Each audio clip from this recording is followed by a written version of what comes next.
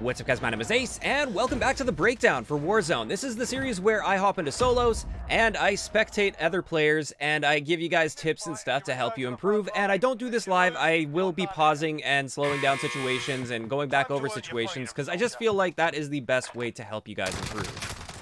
And hopping right into it, I didn't want to show the first guy. There was really nothing to mention with the first guy. He was a lower skill player that just didn't really do much and didn't really survive very long because this guy ended up taking him out, and this is clearly a very competent player.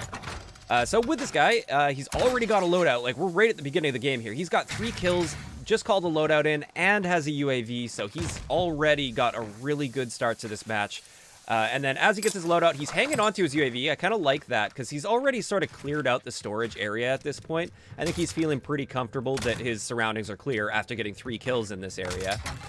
So what he's doing, instead of just immediately calling the UAV in and hunting for other players, something I noticed is he's going and he's just collecting enough cash to get a second UAV. And this is really smart. It's thinking forward, thinking ahead. He already has a good understanding of what's going on around the storage town area. So I like that he's going through and fully looting it before getting out there and pushing kills. The one downside to this, though, is he is hanging onto your UAV. And the longer you hang onto your UAV, the less effective it's going to be because more and more people are going to start getting their loadouts with ghosts. And at this point in the game, if he called that UAV in, it would be showing pretty much every single player within 250 meters of him. It's highly unlikely anybody has a loadout drop at this point. But that's besides the point. He got his cash, called the first UAV in, was able to buy a second, and now he's going hunting. We can see a bunch of people just chilling over in this area right here, and that just goes to show you right there. Look how many dots are showing up on the minimap right now. Basically, no one will have ghosts at this point, so this is great. Now, skipping ahead here, he wants to push this guy up to the building, but there's also a vehicle approaching on the right. So instead of getting tunnel vision and pushing into this player, which he doesn't need to do, he's better off using this piece of cover, waiting for the enemy to come out, which they're going to be doing, especially at this point in the game's life cycle. Or, not the game's life cycle, but at this point in the game, people are typically not set up. They don't have their loadouts. They're still searching for loot. They're still trying to get themselves set up. It's not like a mid to later game situation where people have their loadouts and they just start camping. So you can expect people to be moving more often early on in the game, and this is why this is the best time to be hunting for kills. And he's already picked off a couple really easy kills there on those people that are scrambling, trying to find loot and get themselves set up. Now, this situation right here is a little sketchy. That guy is somewhere up in that building. Personally, I would leave this alone. I wouldn't even push this guy at all. It's too dangerous of a situation. You don't know exactly where this player is. You know he's in the building, but you don't know where he is. You don't have dead silence, but he decides he wants to go for this kill, and we'll just see how this plays out. I like that he's aimed down sight walking here. Not the most ideal. Like, if he was at the top of the stairs right there, this guy would be in big trouble because he's not even looking anywhere near the top of the stairs. And this is one of the problems with aim down sight walking, is it really limits your ability to turn your aim quickly in order to check corners.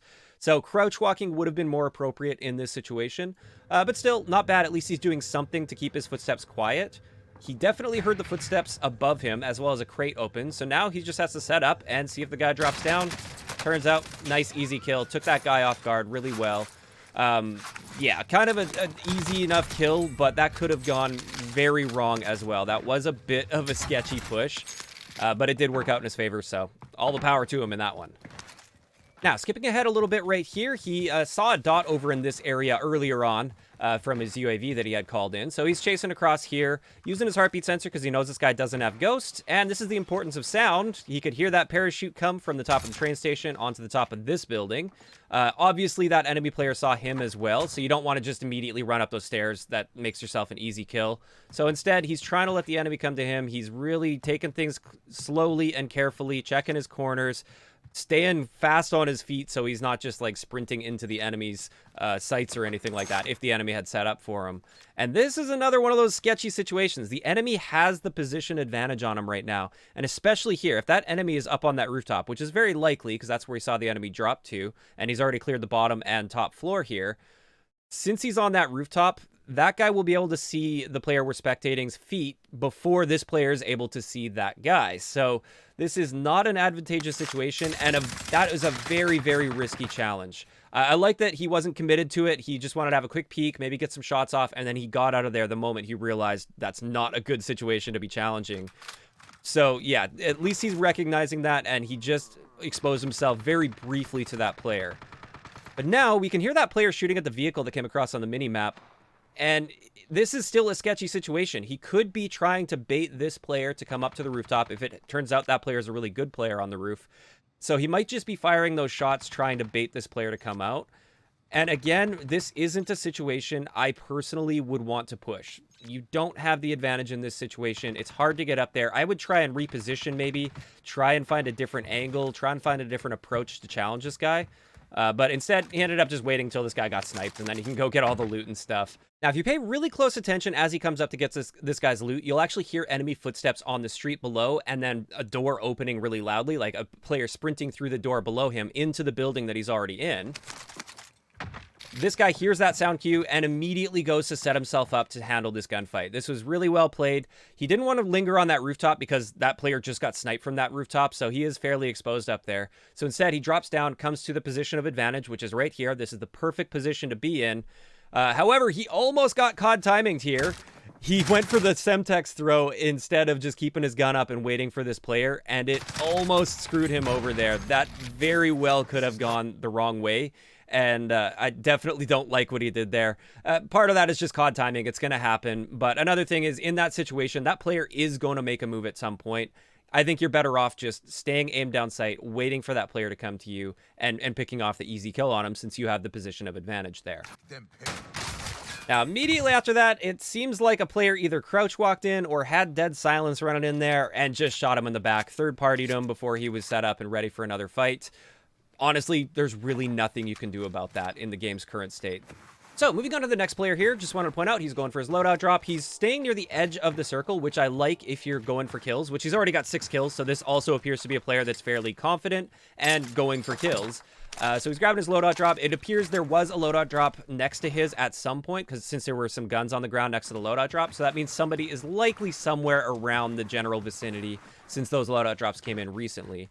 But I like that he's basically just pushing his way through here, clearing out all the buildings. He's staying on the edge of the circle, which is the best location to be getting kills if you're looking to maximize kills, because people are forced to move into the circle due to the gas. That's just how Battle Royale works.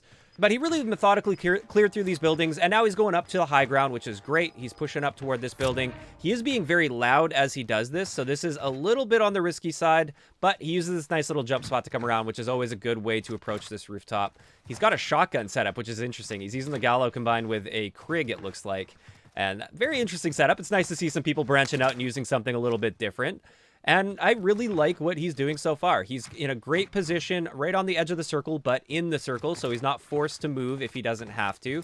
He's got the high ground, and it's hard to approach a player like this, and he's just checking all his angles, trying to find those random people that are running in toward the circle. Those are some nice, free, easy kills if you can find them. Now, after a little while, he just realizes there's nothing really going on, and it's time to move on because he wants to find some more kills, presumably. So he comes and jumps off this building. Now, as I was watching this live even, I was thinking, you probably don't want to jump off this building because parachutes are quite loud when you open them. And that makes it so anybody that's within range or hearing distance of that parachute, they're going to be turning to look immediately for that. And it's unnecessary at this point. He didn't need to parachute off this. He's not in a rush to get anywhere. And when you're in a parachute, unfortunately, that also makes you an easy target to shoot. And somebody was chilling on the stairs down below him there, just camping there likely, and was able to pick him off really easily. As he's in this parachute, you've got very little room to maneuver, at least maneuver fast enough to throw somebody's shots off. So he just kind of put himself in a bad situation there. He would have been better off staying on his feet, maybe clearing down through the stairs, or you could jump off and just try and open your parachute a little bit closer to the ground so you're not immediately showing off your position and everything. So yeah, that unfortunately kind of backfired on him. Now moving on to the next player here, the first thing I want to point out is just his weapon setup. Right now he's using an overkill loadout with XM4 combined with a Krig 6. This is a very strange combo, and I wouldn't recommend it. These guns both excel mainly at like mid-range right now, although with the Krig you can extend the range a little bit more and be quite solid at long ranges too.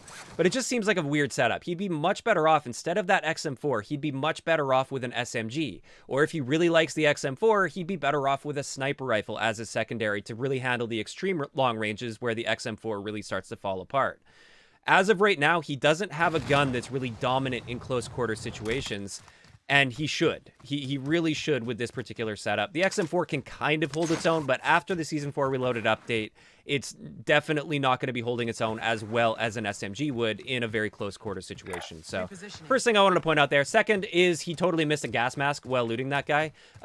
You definitely should be keeping an eye out on those things. Of course, like, everybody misses stuff every now and then. I miss stuff from time to time, so not the end of the world that he did that. But he spotted a dot over in this area. I like that. He initially spotted a dot somewhere down by train station, which that player is already in the circle. They don't have to move. He could just be setting up and waiting for someone to come into him. Instead, he saw another dot that's outside the circle right here. This is a much better dot to be pushing because that player has to cross this open area to get into the circle. So this player is able to set himself up really nicely to basically just kill that player really, really easily. This is a free kill, basically, as long as you handle the situation right. So let's just see what happens here as he approaches it. He wants to get himself set up in the circle, so he ends up not in a rush situation. It's okay if he pushes a little bit outside of the circle, but you want to set yourself up with some cover, which is what he's doing here. He's got a nice piece of cover with these rocks, and now he's just got to wait for this player to end up crossing one of these open areas. And here's that player. Now, this player right now has great cover, so I like that he had patience and didn't shoot at this player immediately. If he would have just immediately shot, that player could have prone behind these rocks, and you don't know how good that player is. Maybe that player has way better gun skill than you, and they're able to just beam you the moment they end up healing up after they stand up from that rock. So I like the patience in waiting till the enemy actively commits to crossing this street.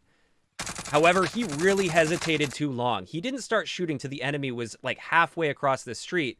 Now the enemy only has to close this distance, and unfortunately the player we're watching just had some potato aim right there. Happens to the best of us from time to time, but you really should be setting yourself up and handling that situation better in the first place. I do kind of like that he didn't immediately push that player after, because that player could easily regroup and get a high ground on him in that building, for instance. However, I personally would have preferred positioning myself in an area where at least I still have the advantage against that player and I can finish that player off. Instead, he backs all the way off for another recon, or a UAV. I don't really see the need for that. If it were me, I would have immediately after that fight rotated back around here, tried to get onto the high ground here, and now that player still has to somehow push and get themselves into this circle, and that gas is closing in. So you're going to be able to pick that player off at some point in this area right here if you just secure that high ground on him and sort of gatekeep him into the circle. But that's not what he did. He gave this player way too much time and way too much freedom, and now that player, for all we know, he could have rotated to like one of the other buildings. He could have rotated all the way around. He lost sight of him, and now that player is off his radar, and what's he going to do about him? There's not a whole lot you can do in that situation aside from try and hunt that player, but instead he just chooses to ignore him completely. Now, skipping ahead a little bit, he picked up a bounty, and he's pushing this bounty player. He knows this bounty player is likely going to be on the rooftop. Of course, that's where most players are going to be if it's in the circle. They're going to head for rooftops because that's a nice, safe, defensible position. So I like that he at least went for his own rooftop that is on equal footing to the other rooftop.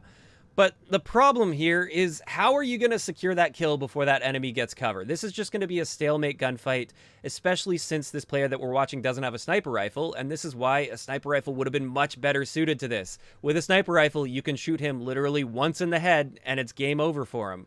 He's immediately going to be dead. Instead, he posts up here, and this is basically just a waste of time. You're not going to be able to finish that gunfight. Even if you get them downed, they're going to be able to revive themselves, get down the stairs. There's no reason to take this gunfight across from a rooftop to rooftop right now. Now, the one good thing is he had his patience there. He didn't take that shot earlier when he kind of had a shot on the enemy player. There's no way he'd be able to finish him off.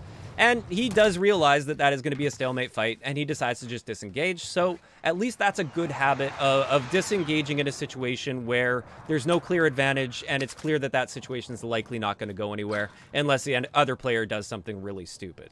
Now, right here, he comes to buy another UAV, and it's very clear this player wants to hunt kills. They want to be looking for kills. However, they seem to lack direction with where they're going to be hunting kills. Right now, he's seeing a lot of dots on the minimap, and we're going to be seeing the circle close in right now. So we've got dots coming from the downtown area. Then we have all these people that are clearly set up on rooftops. These guys are in nice defensible positions. These aren't the types of people you want to be hunting for. If you're hunting for other players and you're trying to maximize kills, always try to hunt for players that are either outside the circle or somewhere around the edge of the circle. These are the ones that have to move. They're going to be pressured by the gas. So they're going to be much easier kills than the people that are set up in a nice rooftop, nice comfy area where you have to push them. They have the height advantage. They're going to hear your footsteps coming. You don't want to push these guys. That's the last players you want to push if you're hunting for kills. And instead of challenging one of these guys or a couple of these guys, which would have been much easier kills, he's going for these guys instead, which was just a wrong move in my opinion. There's not a whole lot to say here. He keeps doing the same thing where he pushes up, realizes that's not a good situation, that's not something I can handle, then he disengages. He's basically just wasting a bunch of time while trying to hunt for kills. And realizing that every situation he gets into, he doesn't have the advantage. So right here, he does try to approach a guy that he saw earlier on this building, somewhere up high in this building. And I like that he's crouch walking. He doesn't have dead silence, so he has to crouch walk in order to approach this guy. He's handling his stairways fairly well here. Could be improved slightly, but overall, not too bad. I like that he approached this, but it turns out that guy had moved on, so he just wasted a bunch of time hunting nobody, essentially, now. So what does he do? He goes to the next available person that he saw in his UAV, and also we just heard from some shots from as well, and he's in this, I believe it's a school building here. And this is a nice building to approach, at least, because there are multiple entrances, multiple ways to get into this. And again, I like that he's crouch walking as he approaches this instead of sprinting in there like a chicken with his head cut off. It's pretty slow, though. We do know there's a guy in this building. I like that he's taking things slow. Again, like we can kind of skip through a lot of this since he is taking things so slow and carefully and methodically, which is nice to see. But finally, after crouch walking around downstairs for a long time, he decides to come upstairs where this enemy likely is. He's being very careful and methodical. Again, I like this in solo game modes if you're trying to push an enemy player that's hunkered down in a building. I like the way he approached that. But I don't like the way he handled this situation right here. He pulls his Krig out in this situation, and his Krig is set up for longer range fights. He's got a higher zoom optic on there. The XM4 would have been a better bet. And honestly, still, this is where an SMG would have really come in handy instead of having 2 assault rifles. If you're going to be pushing somebody in a building, you should probably have a nice high-powered SMG in your hand. But instead, he pushed it with an assault rifle, and not only pushed with an assault rifle, but challenged with the wrong assault rifle out of the 2 that he had with him. But now we're set up on this guy, and this guy appears to be more so playing for wins rather than kills, which is totally fine, totally acceptable playstyle. He's got a great defensible position with this building. He's going to hear people coming as long as they're not crouch walking. As long as he keeps his awareness up, he's in a pretty good spot right now. Although he's not quite in the circle yet, he's under no pressure to move immediately. So he's just being very careful, checking all his surroundings, trying to catch people that are coming in toward the circle because they'll be pushed into the circle by the gas. And I think he knows somebody's up in that building. I think he was previously in a fight with somebody on the top of that broken building that he just aimed at earlier. So he's just sort of chilling, waiting for things, waiting for everybody to be forced into the circle, waiting for himself to be forced into the circle, and being quite cautious. This is a great way to play if you're just playing strictly for wins. So now he's making his rotation and being very careful, checking the edge of the gas. That's an important thing to do because you'll often get those people that just hug the edge of the gas and you don't want to get shot in the back by them. So I like that he's doing this. He's rotating right on the edge of the gas to make sure his back is nice and safe. And he's just scanning rooftops, scanning streets, doing everything right. This is just textbook play for solo game modes, basically, especially as you get to an end game situation. Just being cautious and clearing things out methodically. Now, right here, he just heard a sniper shot somewhere up in the top of that building. If you look on the minimap here, that player is going to be forced out of this building long before the player that we're spectating is going to be forced into the circle. So the right move right here is what he's doing right now. Just sit here, post up, wait for that enemy to jump off that building. But I like this. He's just waiting. This guy has to jump off this building at some point. He's going to be an absolute free kill for this player. He just handled that situation very well. And that's something anybody can emulate. That's not like a super high-skilled move or anything. It's just the right move to make. So after getting that kill, I like that he immediately basically turns around, checks his back, makes sure nobody's sneaking up on him. And he's just, again, being very careful, very methodical, making sure he's clearing areas. I don't think he saw that enemy that was pretty clearly on the screen in front of him, and he's right there. It happens. I don't know what kind of setup this guy's playing on, what his screen settings are and everything. So, yeah, he did miss that player. And, yeah, unfortunately, that player got into cover. Now, what he did there was not a very good idea. So he shoots at this player, and as he pushes up to this bus right here, this is a good push. He's got a nice piece of cover. He wants to be able to finish that off.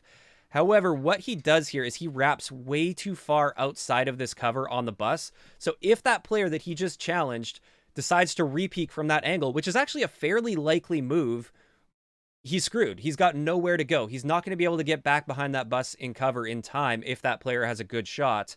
So this was a very, very bad idea to wrap around this far.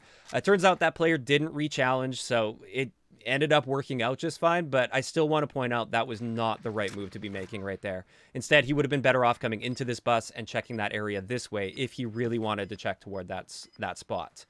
Now, right here, this is the key moment in a solo battle royale at the end game when you have 3 players left. This is where, if possible, you want to avoid fighting at all costs. You want to make sure the other 2 players try to fight each other first, if you can avoid it, and then you want to third party them. That is the easiest way to get wins. People might see that as kind of like scummy or something, but it's the most effective strategy at this point in the game. So right now, I'd be not taking any shots. I'd be just sort of holding my position, keeping awareness, kind of like he's doing right now. I like this. He's making sure he's not going to get snuck up on from some weird angle. He's got a great position right now. I would say he's probably set up better than the other 2 players at this point. So he's just holding this position, waiting for them to move. I really don't like that he just took a shot right there. So he saw the enemy player on the rooftop. By taking that shot, now both of those players are clearly within range where they can hear that shot fired. So now they know where this player is, whereas previously, maybe they didn't know exactly where this guy was. Yes, he fired a little bit earlier, but he could have easily moved from there. So yeah, taking that shot was a terrible, terrible idea. But now at this point, again, he knows that player he shot at is somewhere over in this area, likely inside that building. And then he saw the player jump off the building there as well. So it's very likely they are going to start fighting each other, which is exactly what you want. They start fighting each other. One of them gets the kill on the other. And now he's just got the perfect position on this guy. There's basically no way to lose this situation as long as you don't choke super hard. He's got the circle advantage, got the position advantage. The other guy didn't stand a chance, and it was just a textbook win at the end there. So overall, this guy really handled the end game very, very well. He was super careful, super methodical about how he approached everything, and he positioned himself well. Made a few mistakes here or there, but it turned out they didn't end up biting him in the butt later on, and he was able to get the win there. So yeah, that's going to wrap it up for this episode. Hopefully you picked up a couple things here or there. Hopefully you guys enjoyed this one, and I'll talk to you guys next time.